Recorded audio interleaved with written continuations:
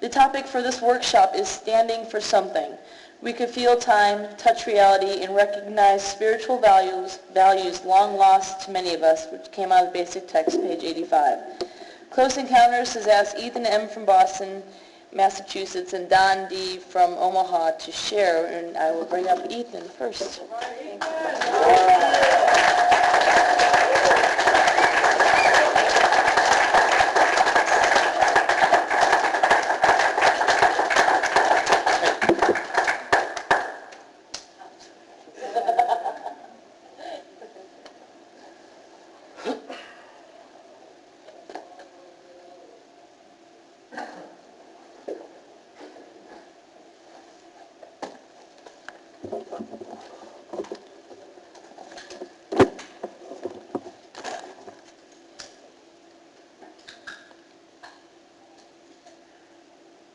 I'm an addict recovering from the disease of addiction. My name is Ethan.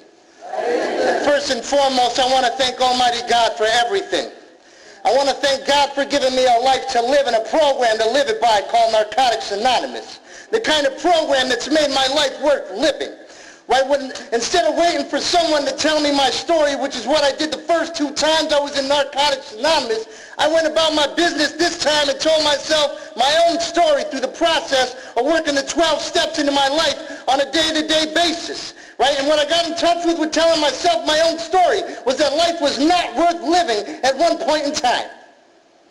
And I could be talking about the thrilling days of chemical dependency, but more often I'm likely to be talking about a few months clean, in a halfway house, in a fetal position, rocking back and forth to sleep, singing Total Eclipse of the Heart to myself. I want to thank this committee for asking me to share. It's an honor and a privilege to be of service in any way, shape, or form for Narcotics Anonymous. I got the message from addicts. I have a Narcotics Anonymous sponsor. I have a Narcotics Anonymous home group. It's the most powerful vehicle group of Narcotics Anonymous. We meet in Holyoke, Mass., not Boston. Please don't go to Boston, Mass. trying to find me, because you'll be 2 hours away from where I am, okay? We meet for the purpose of carrying the Narcotics Anonymous message. It's a step, tradition, and concept meeting. Don't be scared. That stuff is good for you. Come check us out if you're ever in the area. Right? Now, the topic was standing for something. Right? And that was a deep topic. You know what I mean? Because I came in here with a predetermined set of beliefs. Right? I stood for something when I came into Narcotics Anonymous. Don't let people tell you you didn't stand for something. But the problem was the things that I stood for damn near killed me and everybody within a 10-mile radius of me. If you were anywhere near me, you were in trouble based upon the things that I had believed in, based upon the information that I was given, more often than not misinformation, but sometimes proper information, vital information that was sent to me. But as a child, due to my total self-centeredness, I would skew it and it would be twisted up and I would take and misinterpret the messages that were given to me by good people like my mama. Right? Standing for something. I'm a literature guy. I'm going to come with a different flavor than most people came with this weekend, right? Right? So what I'm going to do, I want to put this topic into context. Because I thought I knew what the hell that meant. That means immediately I better look it up. If I think I know what it means, that's time to look it up time, right? And I went to a friend of mine, an addict named Webster. And an addict named Webster told me, yo, I know what standing for something means. Right? Stand for. To be a symbol for. To represent. That's one. Or two, the other way, to put up with. Right? So what I found out was that as a result of working some steps, right, I got in touch with those unhealthy belief systems and the things that I used to stand for and the things that I wouldn't put up with. Right? And I found out what was going to work and what was not going to work. You know, the 4-step tells us we examine what used to work, our past behavior, and then we have to compare it with what's going on right now, because what is going on right now is what I'm living with. And I'm the kind of person who'll fly back into time on a day-to-day basis, you know, to get in touch with resentments that I claim I have let go of, but they've become such a deep part of me that if I had to let them go, then I will go into withdrawal. So I have to hold on to some of these things. You know, I've nurtured some of these belief systems, and they become such a part of me that, like, listen, when you challenge me on things that I believe, my reaction isn't just defensive, it's downright violent sometimes. Because I swear to God, I know what I'm talking about. You know what I mean? The literature says it's a tremendous struggle to stop relying on my own reasoning. You know what I mean? I have a problem. When I wake up in the morning, I have a problem with the fact that I shouldn't have to be able to just get up and go about my business. Yeah, I took this first step, and I swear to God, I made some admissions, but really, was it a deep admission, or was it like when you go to the emergency room and you had a triage? You know what I'm saying? You go into ERs and you get triage, and we think something's wrong with you. What do you think? Sure, something's wrong with me. That was the first step admission I made. Yeah, I have a disease. Great. But there was something really going on with me. I heard somebody share earlier that they just use for any reason. I don't buy that concept. I used for something. Something was wrong. There were specific reasons that I picked up drugs. There were specific reasons that I went about trying to avoid the way I felt and avoid the things that I believed about myself. When you're 7 years old, you shouldn't be walking around with the world on your shoulders thinking that something was wrong with you. That's how I felt. I was raised by my moms and 4 sisters. I swear to God I was supposed to be a girl. Right? Right? I didn't have any there was no male role models inside my home. All I had to turn to was the clowns on the corner. So what I thought, listen, I'm liable to bust out with one of these from now time to time, and that's just because that's what I saw. I'm talking about confusion and contradiction. You know what I mean? I thought I was a mistake. My mother had a son before me. He was kidnapped, raped, and murdered at the age of 8. She never thought she would have another son. She had me. She was overprotective. Everybody else got to come in when the street lights came on. I had to come in before him. I'm talking about developing a belief system here. I came in before the street lights came on. I had a bath waiting for me until I was 12. I didn't do a chore until I was 14. Stuff was handed to me on a silver platter, and still we lived in the projects. I'm talking about some serious confusion. The people I lived around and lived with didn't have nothing. But I was given anything I wanted. My beliefs were twisted. I never outgrew the self-centeredness of a child. Do for me. That was my belief when I came into Narcotics Anonymous. And those things aren't going to happen nowadays, though. I went out 2 times. I had 13 months clean twice. Based upon my belief systems. Based upon the decisions that I was willing to make and the inability to accept the consequences that came along with my actions. You gave me simple suggestions. They didn't apply to me. Steps and shit. It didn't apply to me. Why is it that I have to go about doing what you people do? My mother made it that way for me. I didn't have to earn nothing. I'm the guy in the basic text that never learned how to live. Never. Some people came in here with jobs and things like that. Oh, hell to the no. If you had a job, you was a sucker. You wasn't shit. Right? You didn't have no game. All that stuff that I thought was the truth, what I thought was reality, that I come to find out when I did a 4-step and I had the fake me introduced to the real me. Just to see that shit that is not adequate for the life that you are going to have to lead here. Eventually, guess what happened? Guess what caught up with me? The children that I had given seed to and left on the battlefield like wounded soldiers because I didn't have to deal with it, right? I shouldn't have to, right? You take care of it. But you stay clean long enough, those things will catch up to you. And you know what? Even without some step work, your spirit will start to mend itself even to the littlest bit. You know what it says in the literature? What does it say, That higher mental and emotional functions such as conscience and the ability to love were sharply affected by my drug use. By the drug use. It didn't say lack of step work. I stopped using drugs. They weren't sharply affected by that. Your conscience starts to come back whether you want it to or not. And that hole that I found out about in that first step, that, you know what it said? It says it begs to be filled. It demanded something. I went to bed every night thinking about these girls that I had, right? And I knew, based upon my first 4-step, the effects that happened to me by not having a daddy, by not having a father figure, right? You're left with coming up with your own shit running on your own juice when you don't have two parents. And I'm a single dad. So I understand the challenges that are going to be laid before me. You know, having to play two roles, but thank God for this fellowship, which at sometimes I can't stand because I get people that call me from around the country on Mother's Day saying, Happy Mother's Day, Ethan. Because I do that. Oh, yeah. I do that. I take care of my girls. I handle both sides of the fence. I learned I could do that today. I can be loving and caring and nurturing to my children. I don't have to just be the boss. I always ran around trying to be the mayor. It don't work that way. We have traditions that apply in my household. You have to take the show on the road in Narcotics Anonymous. Recovery starts at home. Read page 5 in the Just for Today book. It starts at home. We have group conscience. I'm not Almighty God anymore. You know what I'm saying? I'm not. We have autonomy. Unless it affects everybody else. You take this and you bring it out here. Narcotics Anonymous is learning how to play in the sandbox, so to speak. Right? We're hard-boiled knuckleheads thrust together trying to get along with each other. God had the most amazing plan in the world. He said, some people that can't make a good decision on a regular basis, I'll throw you all together. Now work it out, damn it.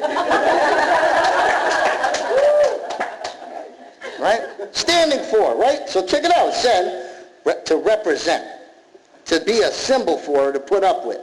And then up here too, to remain valid or efficacious, right? That was a deep word. It had a lot of syllables, so you know I had to look that shit up. Right? I came to have fun. I didn't come to speak here. I came to share.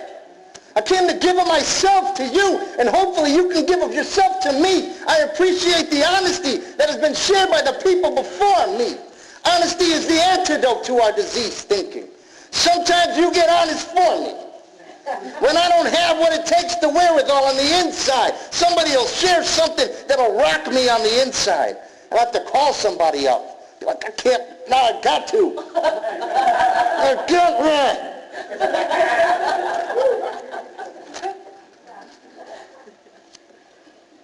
Having the power to produce a desired effect. Right? So after going through the process of steps 4 through 9, listen, the Extreme Makeover Spiritual Edition, right? Finding out what didn't work and then having to get in touch with what's going to have to work.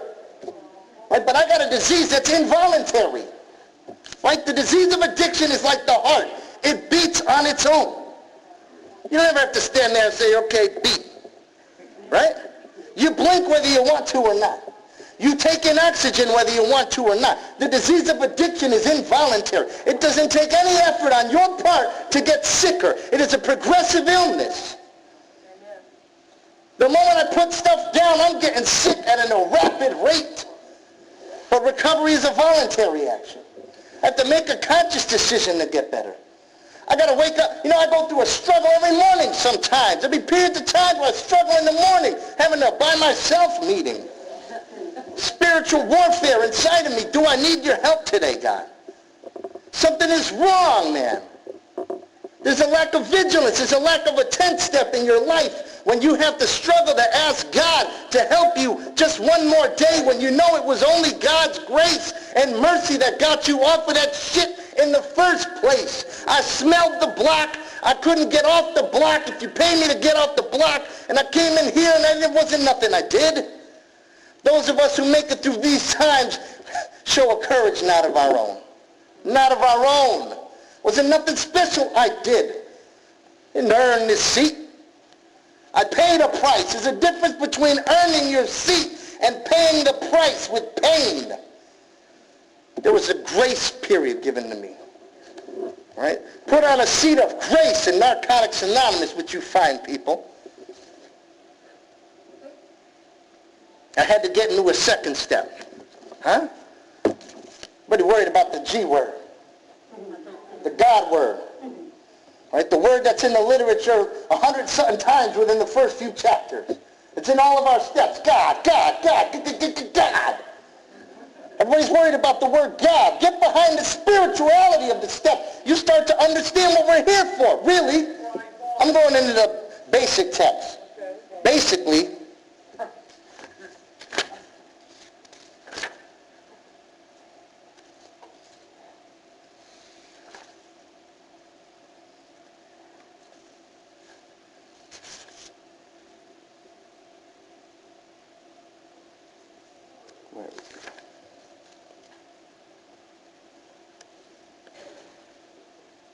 okay. Page 23 and how it works. Some of us didn't take this step seriously at first because of the word God. Yeah, I blew off a step just because of a word.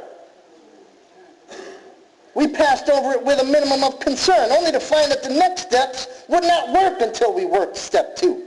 Even when we admitted that we needed help with our drug problem, many of us would not admit to the need for faith and sanity. Right? Wait a minute. I ain't finished yet. I'm going to go to the flat book now. In the flat book, right? This thing clarifies so much stuff for people. People struggling with step work. Thank God for the flat book.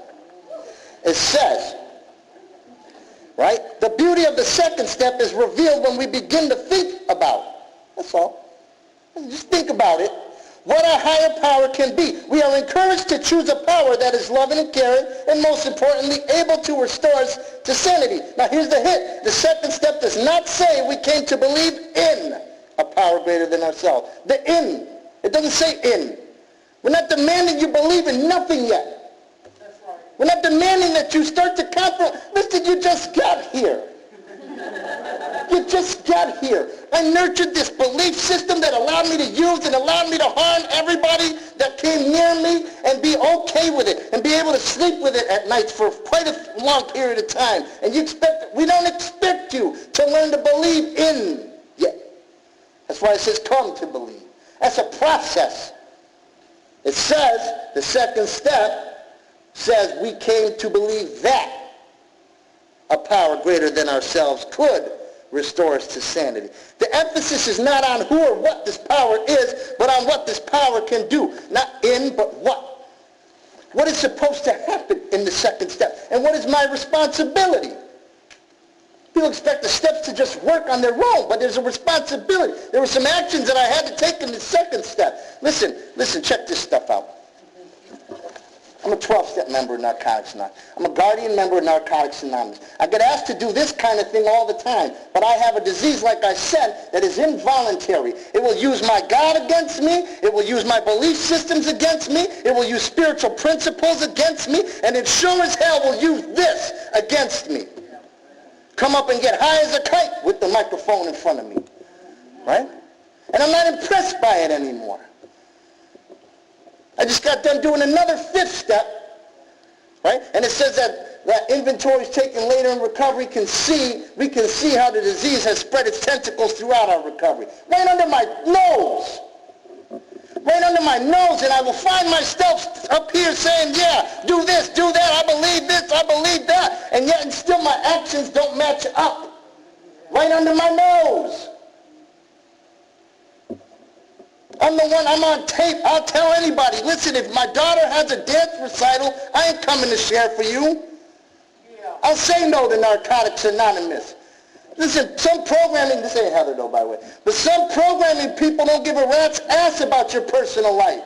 You say no, oh, you ain't got no gratitude. Or you ain't willing to give it away. Or who you think you are now.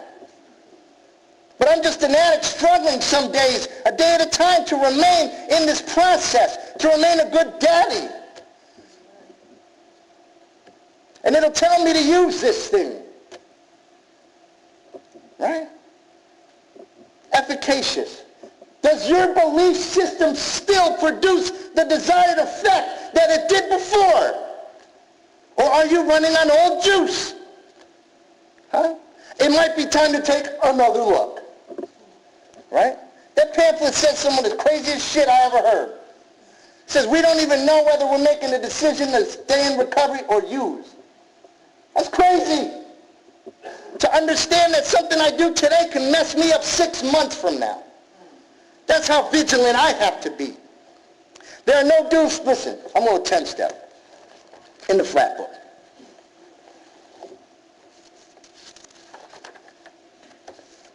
It's falling apart. Don't worry about it. I beat up my literature. I use it. Right?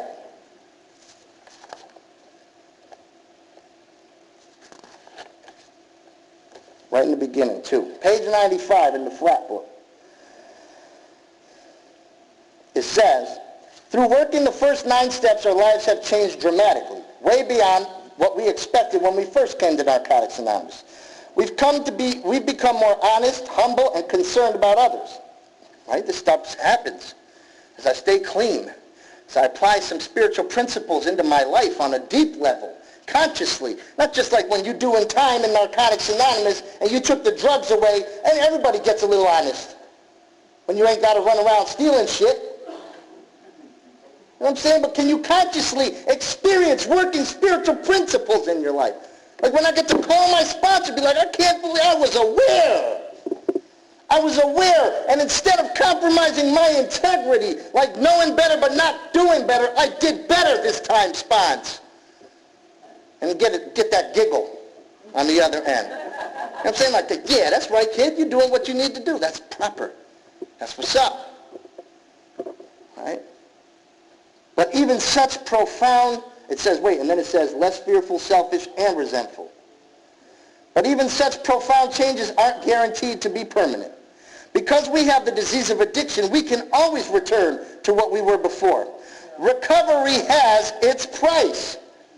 It demands our vigilance. A distrustful watch. Now, I would like to say it's you. Backbiting, sniper, sharing ass, good Gucci sharing ass people. Listen, I can find ways to put you down and not focus on me. I can find ways to creep back into self-pity because I know there's a payoff for my self-pity and secretly a payoff for my pain, and that is that I don't have to look at my part in the situation.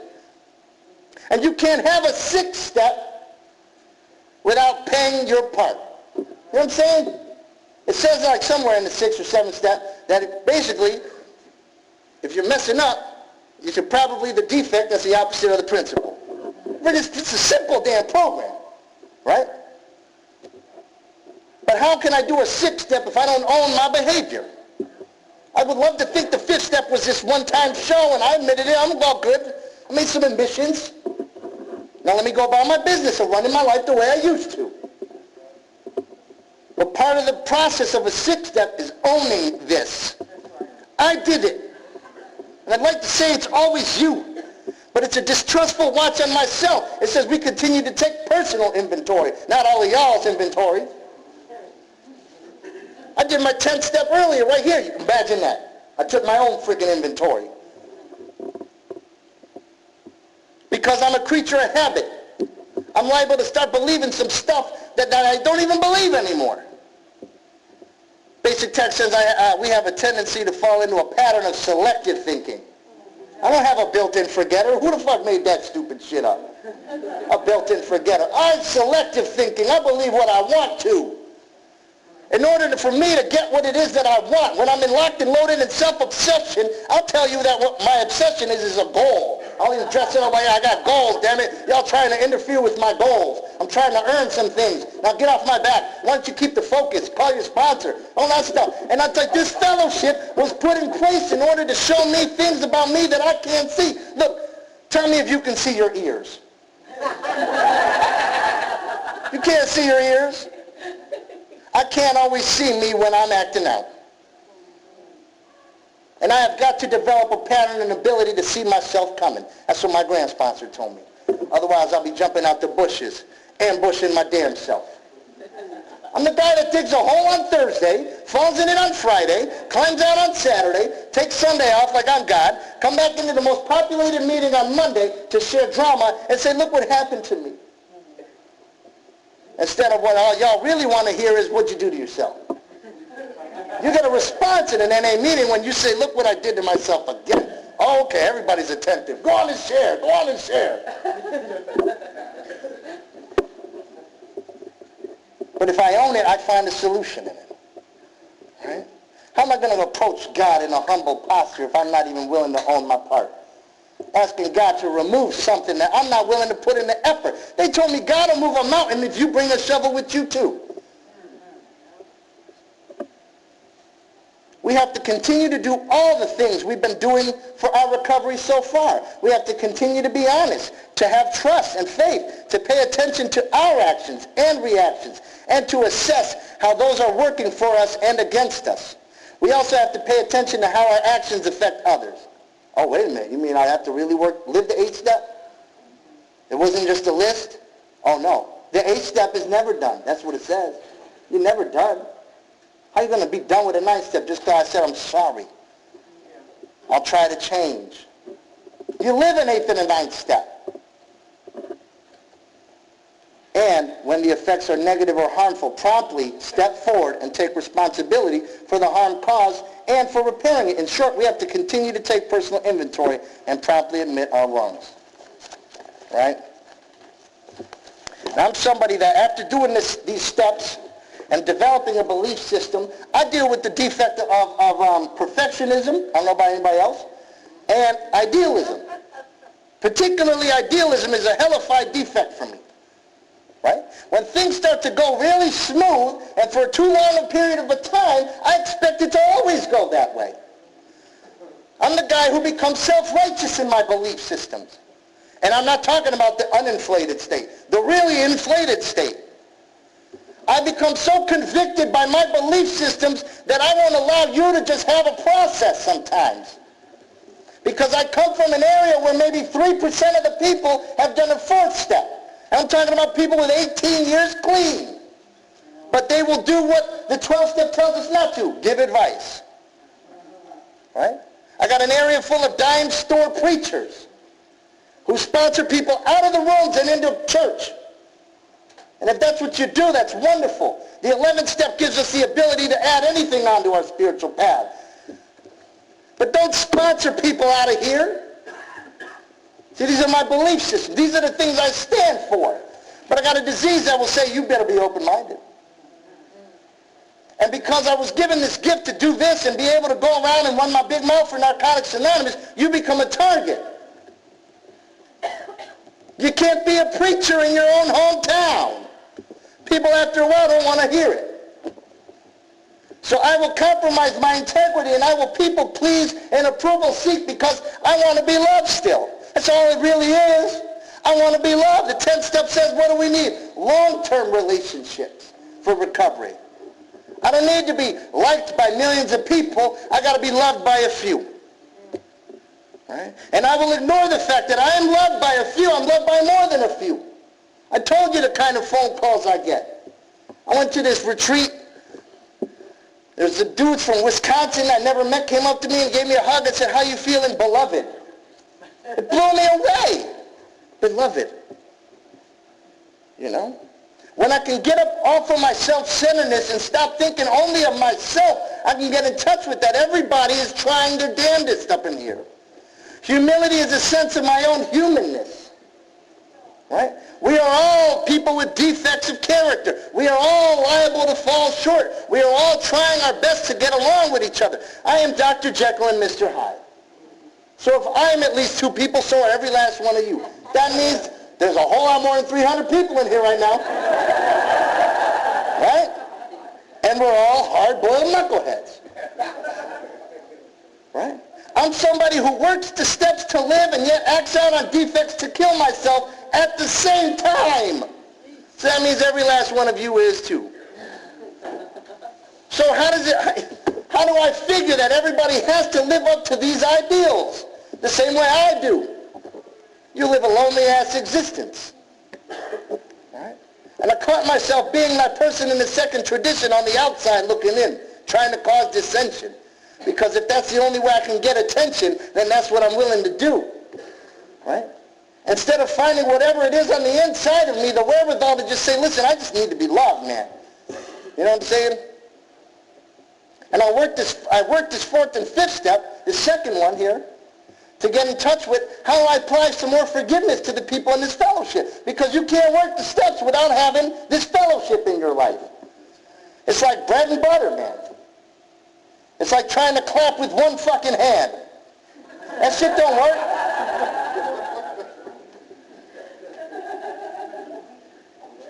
And if I can't rely on my own thinking, I better have the humility to ask somebody for a second, third, fourth, fifth, sixth, seventh, eighth opinion. So I have to get over resentments. And I nurture these resentments to make them a part of who I am. And I do things like not tell you that I resent you, because if I tell you I resent you, then I give you the opportunity to disprove my resentment. And that'd be the last thing I want. I like my resentment. I'm getting high off of this thing. I'd be damned if I give you the opportunity to tell me that's really not what I meant. Oh, you done fucked my whole shit up. You done messed, there's a glitch in the matrix now. You mean I shouldn't resent you? Damn.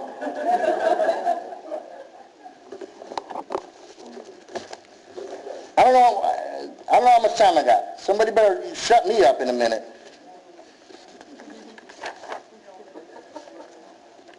Check this out. Where's my fear section? Fear, baby. The granddaddy of them all, right? The Rose Bowl of the defects of character. Fear. Sometimes if we've gained things we care about in recovery, we're afraid we'll lose what we have, and so we begin compromising our principles to protect it. Self-centered, self-seeking fear. We need to uproot it so it no longer has the power to destroy. These things were gifts anyway. What did you come in here with, Ethan? If I find myself gripped up like that, I've got to go back into this third step and find out, did I really make a decision? Or did I make a random thought without any action behind it?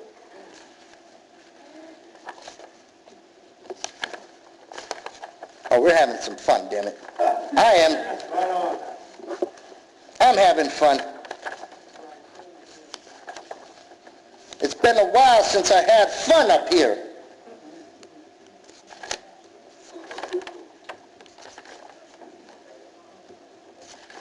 Hold on now.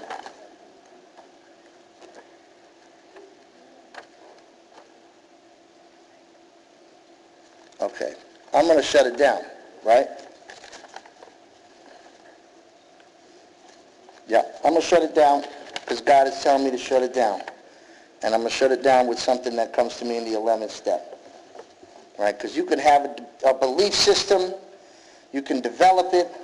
And like I said, you will go about destroying your own belief system based upon wanting to be accepted and loved up in this camp, right? You can develop a relationship with God, and then this disease will have you float out of this fellowship on a zeal, a religious zeal, to never find your ass back in here, right? It's just cunning, baffling, and insidious, and since it ain't a fucking monkey on my back, all that crazy stuff, and it ain't in the parking lot doing calisthenics either.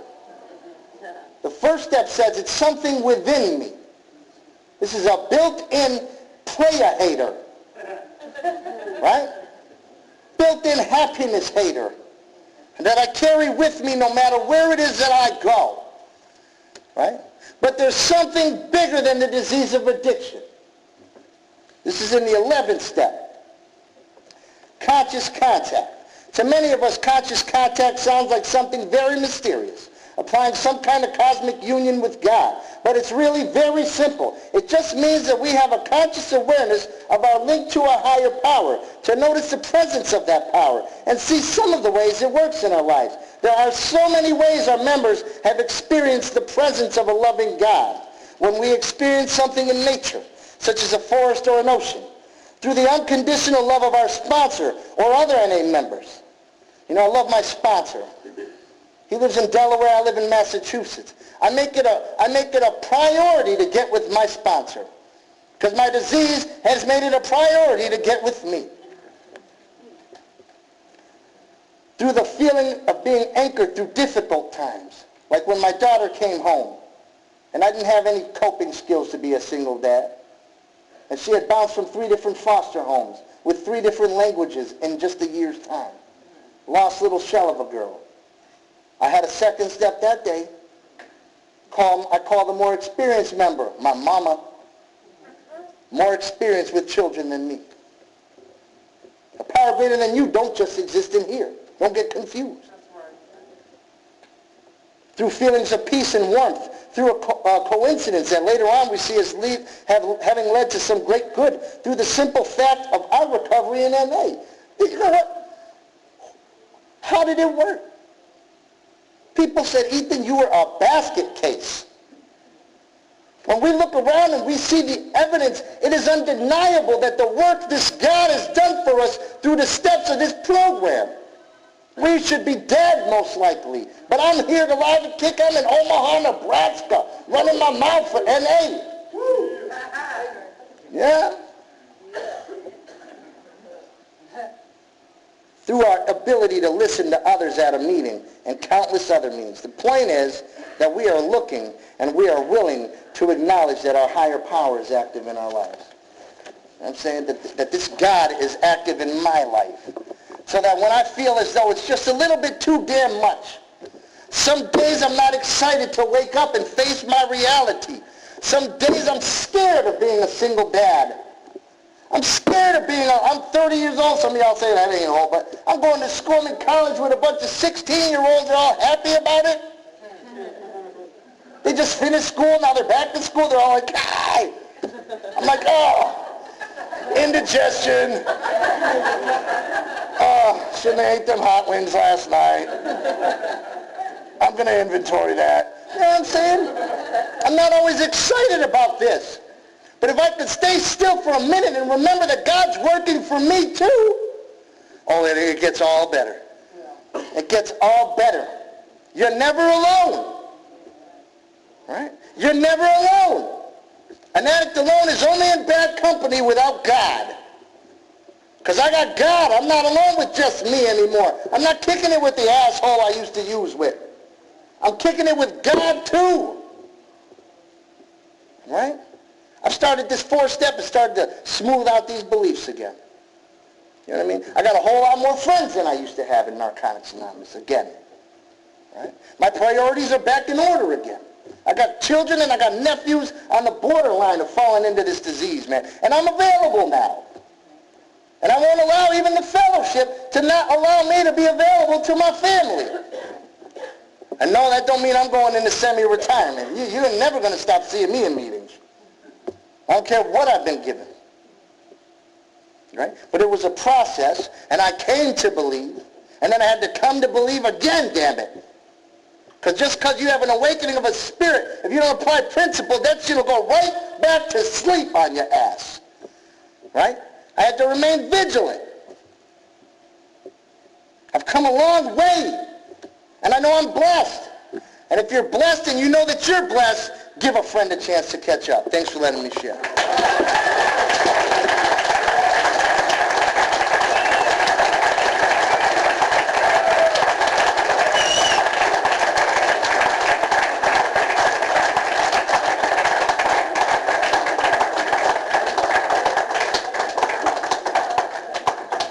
All right, now come on up, Don.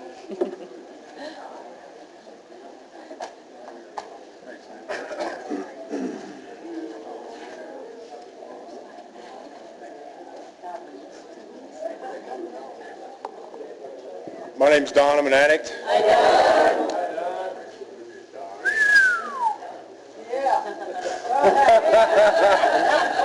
don't know about y'all, but I was just hearing the message. Thanks, man. I heard a lot of good stuff. I don't even know what to say after all that. This workshop is on standing for something. I guess the first thing I want to do is get my brothers to stand up, Derek and Dwayne.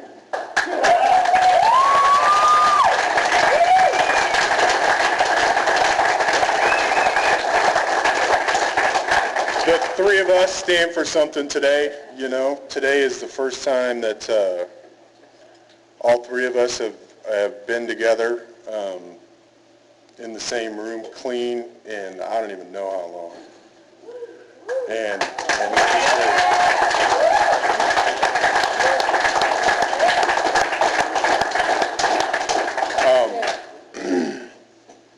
I went home earlier today and got cleaned up and showered and stuff, and I was sitting on my couch thinking about thinking about this thing, standing for something, and the simple fact of the matter is that today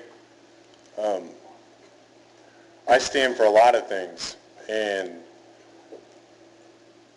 unlike what Ethan shared where he stood for something when he was using, I don't think I stood for anything when I was using. I don't think that I had any kind of grasp on who I was or what I was doing. I was the guy that was trying to fade off into the background, and if you look at me, that was kind of tough, I didn't just fall into the background too easily, so that meant that I had to put on masks, and I had to act like who you wanted me to be, what kind of person would you like me to be? And the thing is today, secure in the love of the fellowship, is that I don't have to act like that anymore, I stand for something today. I stand for Narcotics Anonymous. I stand for my family, which is being repaired today and mended. That's a gift from Narcotics Anonymous.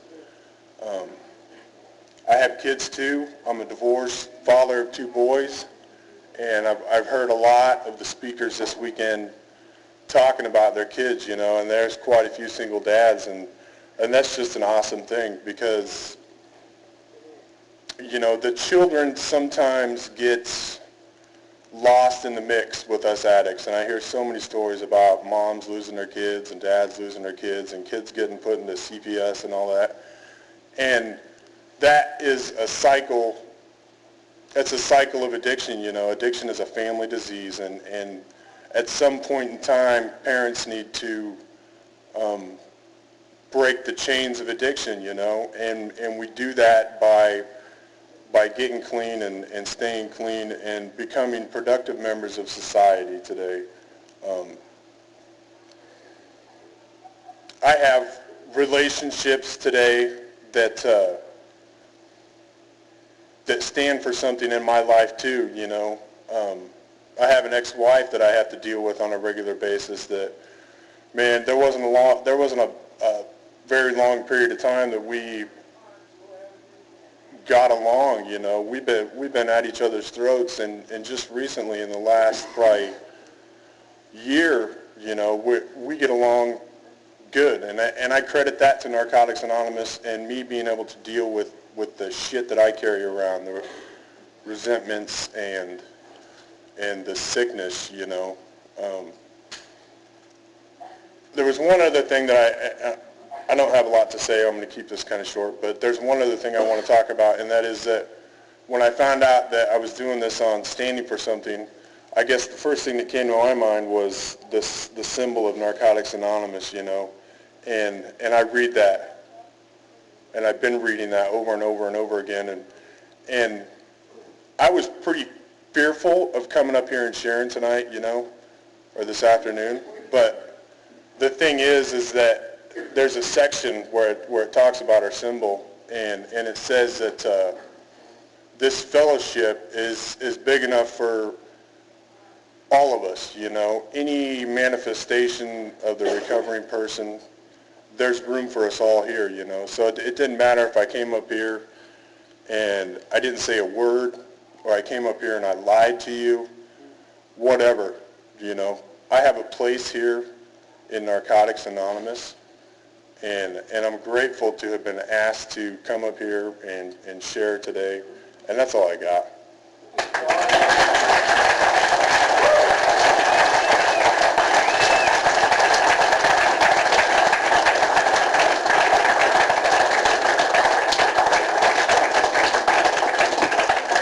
We got about 10 more minutes, I believe, if anybody else wants to come up and share on standing for something, or... No.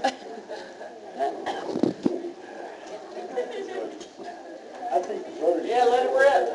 Oh, yeah.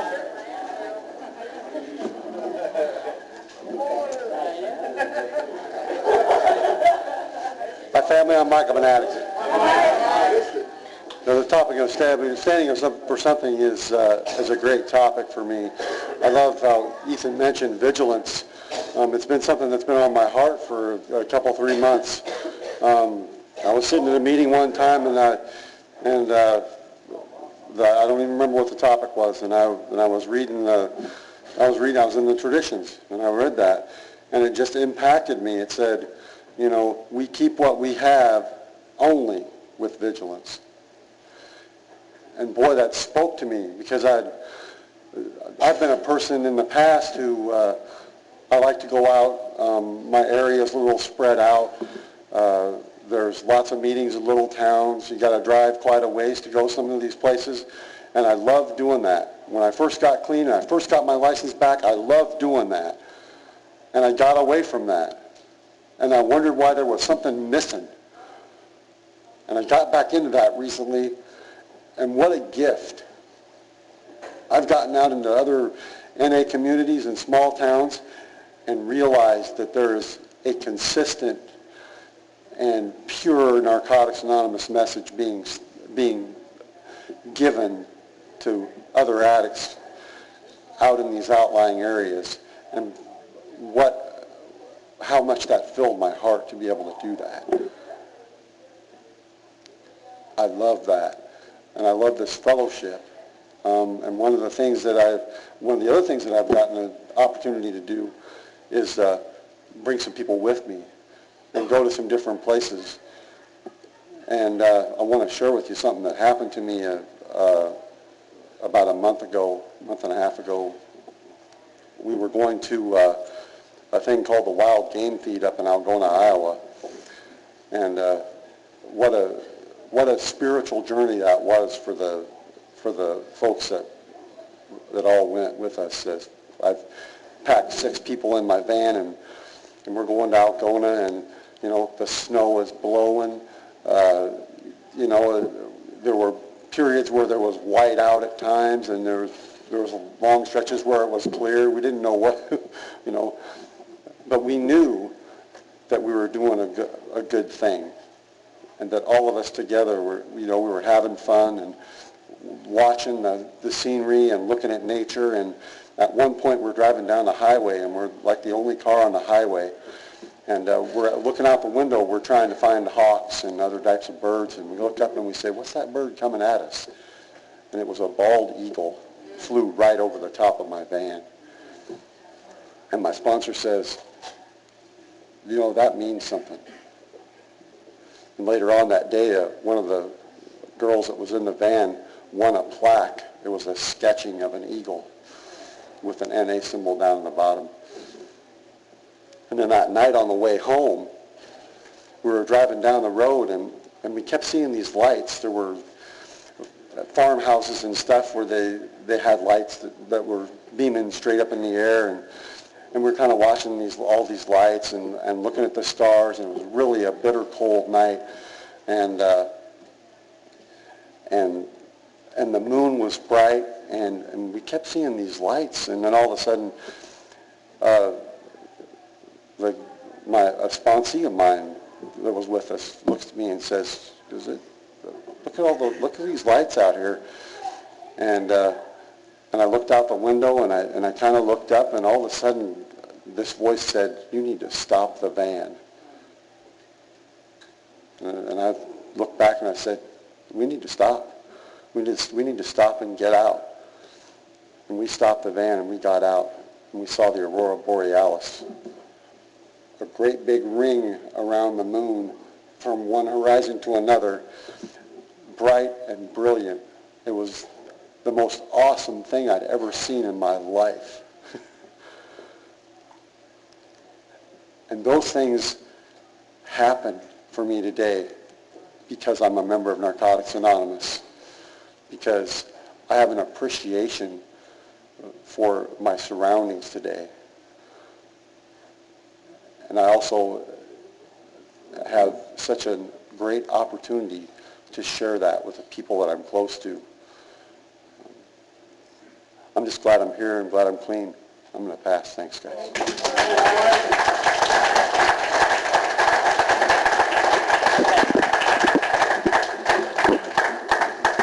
Heather, I'm an addict.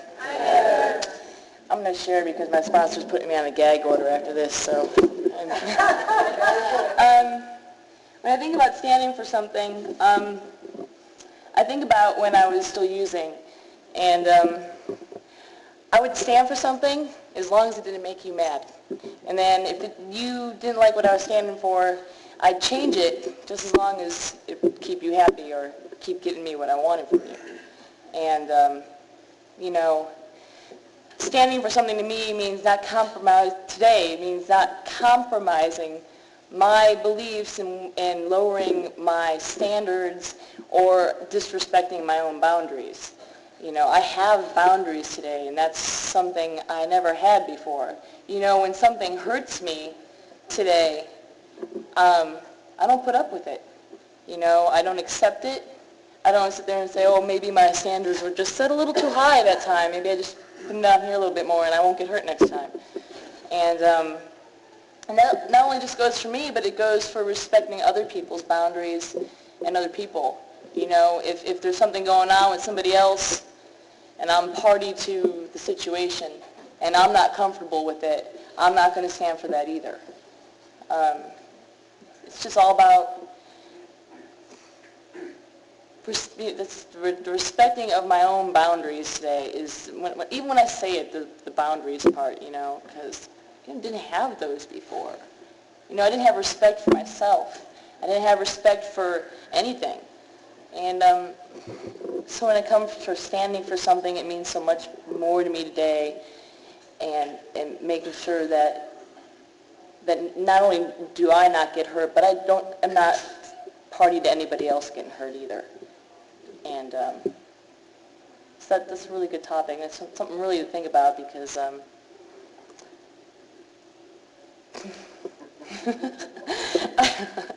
won't go there. Anyways, that's all I got. Thanks.